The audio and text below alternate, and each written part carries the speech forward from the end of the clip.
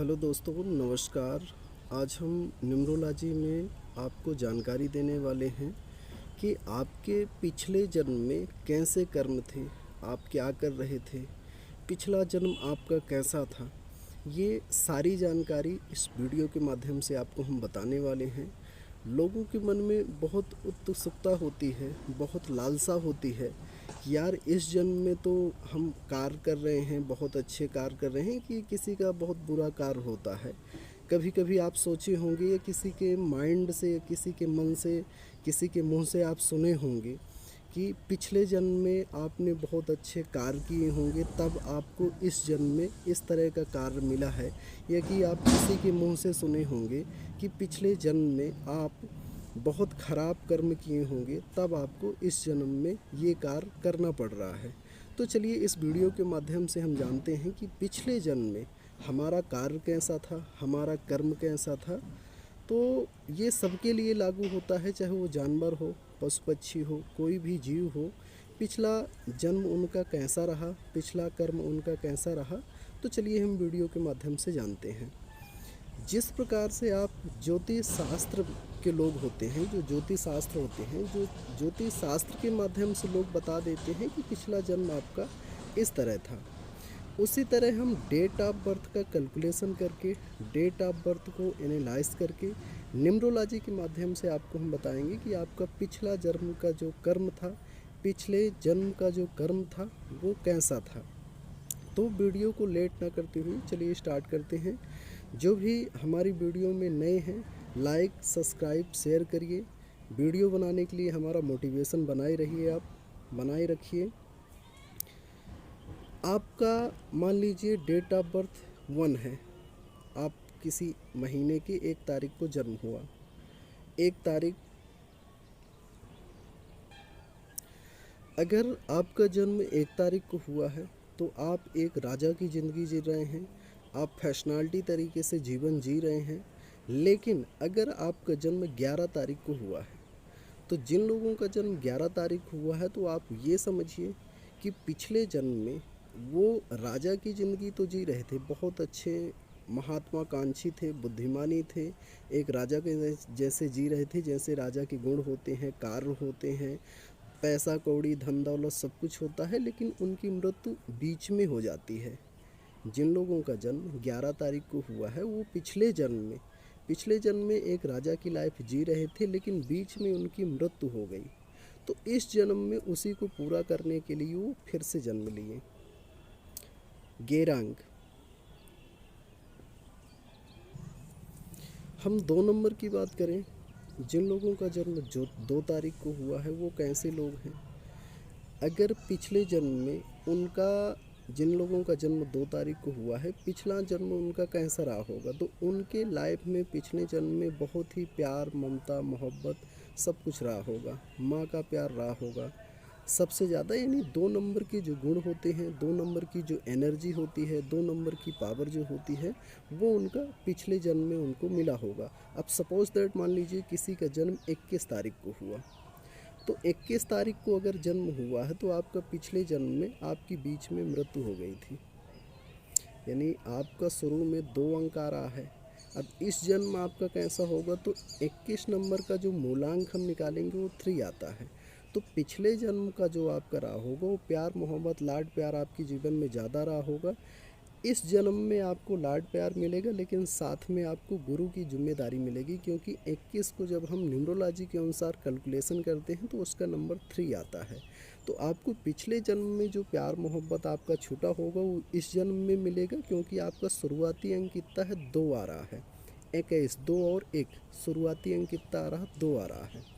और पूरा उसका जब हम कैलकुलेशन करेंगे न्यूमरोलॉजी के अनुसार, तो कितना आता है, 2 और 1 को जोड़ेंगे तो कितना आ जाएगा, 3 आता है। तो आपको इस जन्म में नॉलेजेबल, यानी आपका लाइफ जो है नॉलेजेबल लाइफ बनेगी। 15 साल 20 साल तक तो आपको पता ना चलेगा, लेकिन इसके बाद आपको एहसास होगा कि आप एक मैंडली आदमी है, मैंडेड आदमी है। हम 3 नंबर की बात करेंगे। 3 नंबर कैसे होते हैं।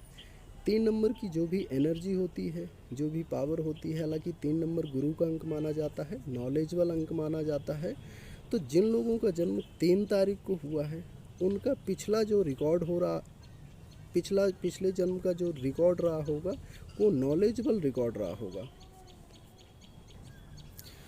अब किसी का जन्म मान लीजिए 31 तारीख को हुआ, इसका मतलब ये हुआ कि वो पिछले जन्म में नॉलेजेबल थे, कोई कार्य कर रहे थे, बहुत बड़ा कार्य कर रहे थे, बट उसमें बीच में उनकी डेथ हो जाती है।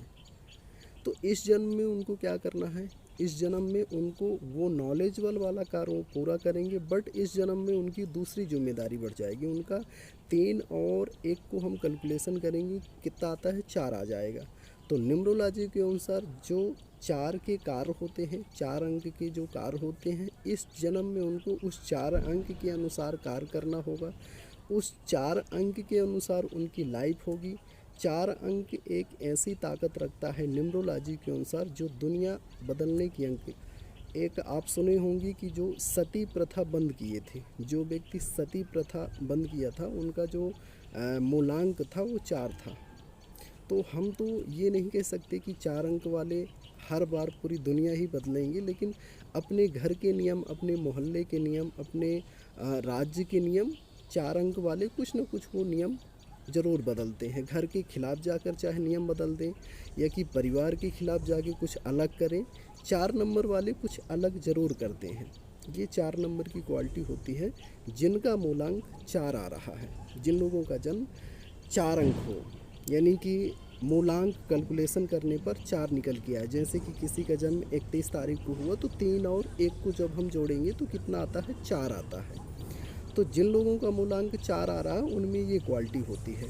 लेकिन अगर किसी व्यक्ति का जन्म 31 तारीख को हुआ है, मान लीजिए उदाहरण सपोज दैट पर, तो वो पिछले जन्म नॉलेजेबल कार्य छोड़ के आए हैं और इस जन्म में उनको नॉलेजेबल कार्य भी पूरा करना है।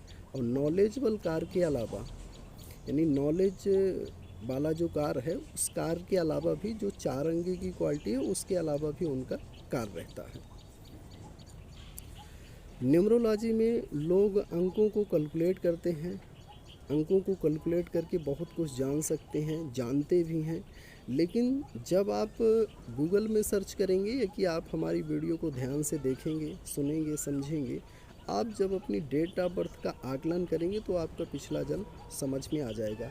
हम 3 नंबर जैसे बताए हैं, 4 नंबर आपको बताए हैं, इसी तरह 5 अंक की हम बात करें, 6 अंक की बात करें, 7 अंक, 1 से 9 तक जितने सारे अंक होते हैं, सारे अंकों की जो गुण होते हैं, जो एनर्जी होती है, जो पावर होती है, उसी के अनुसार आपका पिछला जन्म होता है। वीडियो के लास्ट में हम आपको बताना चाहेंगे कि अगर आपका जन्म 2 अंकों में हुआ है, जैसे मान लीजिए किसी का जन्म 11, 12, 13 या कि 11 से लेकर के 29 तारीख के बीच में हुआ है, यानी 2 अंकों के बीच में हुआ है, तो जो आपका पहला अंक आ रहा है, तो पहले अंक का अर्थ ये हुआ कि पहले अंक की जो एनर्जी है, पहले अंक की जो पावर है, उस जन्म के अनुसार आपका जो कर्म रहा होगा, जो उस जन्म के अनुसार आपका कार्य आ रहा होगा, वो दर्शाता है, वो बताता है। और जब उन दोनों अंकों का अपन कैलकुलेट करेंगे, योग करेंगे, और जो लास्ट में अंक आएगा उसके अनुसार आपका इस जन्म का कार्य होगा। एक बार हम फिर से बताना चाहेंगे, क्या है कुछ लोगों को समझ में कम आता है। तो जैसे मान लीजिए किसी व्यक्ति का जन्म 11 से लेकर 29 तारीख के बीच में हुआ, तो 2 अंकों के बीच में हुआ, यानी 2 डिजिट में हुआ, तो पहला अंक जो आ रहा है, पहला डिजिट जो आ रहा है, उसके अनुसार आपका पिछला कार्य और पिछला कर्म रहा होगा। दोनों अंक का जब हम योग करेंगे, जो लास्ट में आएगा, मान लीजिए उदाहरण के लिए किसी का जन्म हुआ है 15 तारीख को, तो पहले का जो कार्यभार रहा होगा वो एक राजा की लाइफ रही होगी, बीच में डेथ हुई होगी। अब इस जन्म को जब हम 15 को दोनों अंकों को जोड़ेंगे तो लास्ट में क्या आएगा, 6 अंक आएगा। तो इस जन्म की जो उनकी लाइफ होगी वो लग्जरी लाइफ होगी, धन दौलत इज्जत शोहरत सारी चीज़ें होंगी उनमें। तो इस तरह से हम पिछले जन्म का कैलकुलेट करेंगे, पिछले जन्म में हमारे कर्म कैसे रहे होंगे, पिछले जन्म में हमारा कार्य कैसा रहा होगा। तो इस तरह से हम अपना पिछले जन्म का कैलकुलेशन करेंगे। ठीक है दोस्तों, आज की वीडियो में इतना ही। जय हिंद, जय भारत।